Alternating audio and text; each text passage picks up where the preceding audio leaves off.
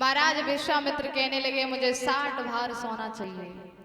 बोले ठीक है, चलो हमारे साथ महलों में। महलों में आते हैं।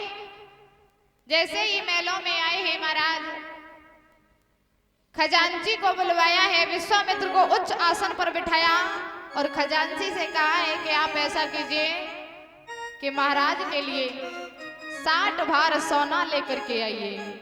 और जैसे ये कहा कि 60 भार सोना लेकर के आइए तो विश्वामित्र हंसने लगे, कहने लगे ओ राजा, तेरी दिमाग तो ठीक है ना?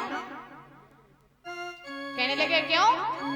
बोले सुनो, जिस मंत्री पर आप हुक्म चला रहे हो ना, ये मंत्री तुम्हारा नहीं रहा।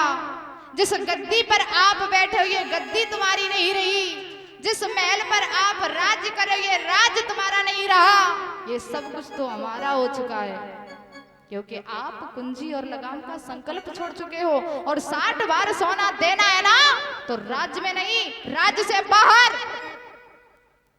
जैसे ये बात सुनी है, हरिश्चंद्र दोनों हाथ अपने सर पर रख कर के बीच कचहरी में बैठ जाते हैं।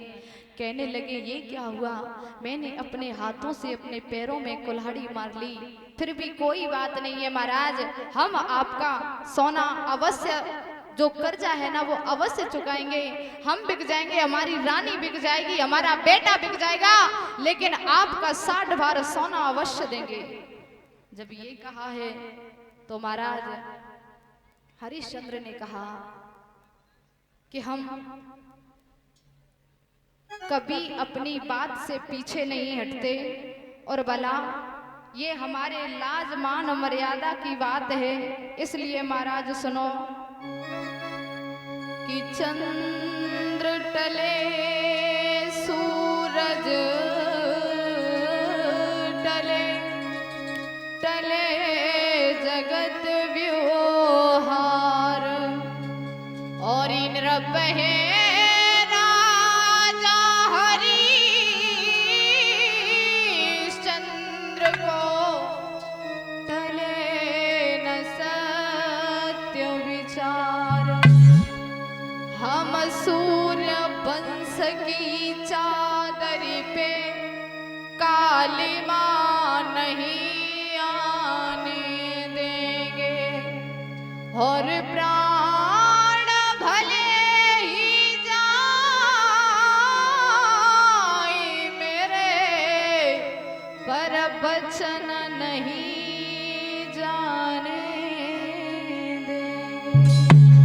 कहा हमारे प्राण बेशक चले जाएं, लेकिन हम अपने वचन को तोड़ नहीं सकते। रानी तारा के पास में पहुंचे। रानी तारा ने अपने पिया को आते हुए देखा, उच्च आसन पर बिठा लिया।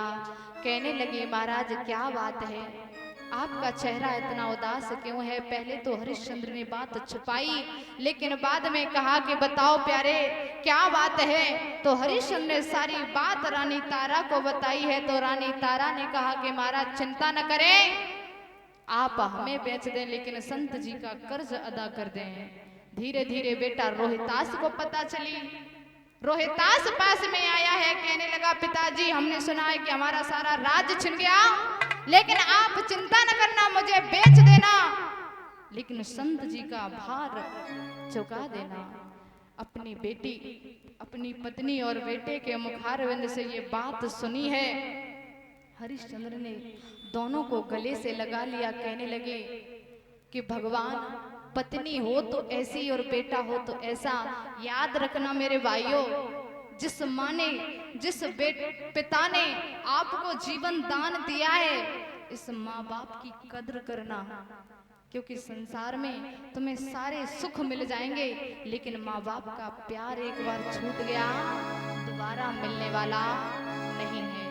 एक कवि लिख रहा है कि जिस प्रकाश से प्रकाश न हो उस प्रकाश से तो रात बली, और जिस मैया के पुत्र से नाम न चले वह मैया से तो मौज भली। याद रखना मेरे भैया।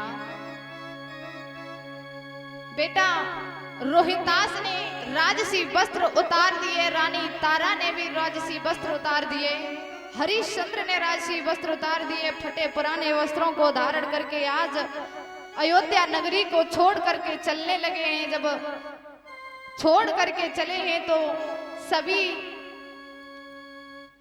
जो महाराज राज्य में रहने वाले व्यक्ति थे महाराज हरिश्चंद्र के सामने आए हैं, कहने लगे हैं आज तक आपने हमारी अपनी संतान की तरह हमारी देख रेख की है और आज आप हमें छोड़ करके जा रहे हो महाराज, हमारा क्या हाल होगा। तो अपनी प्रजा के मुख की तरफ देख करके हरिश्चंद्र महाराज विश्वामित्र जी के पास में आए हैं और दोनों हाथ जोड़ करके कहने लगे प्रभु अगर आपकी इच्छा हो तो हम आपसे कुछ कहना चाहते हैं। बोले क्या कहना चाहते हो सुनाओ। तो दोनों हाथ जोड़ करके बोले हैं कि एक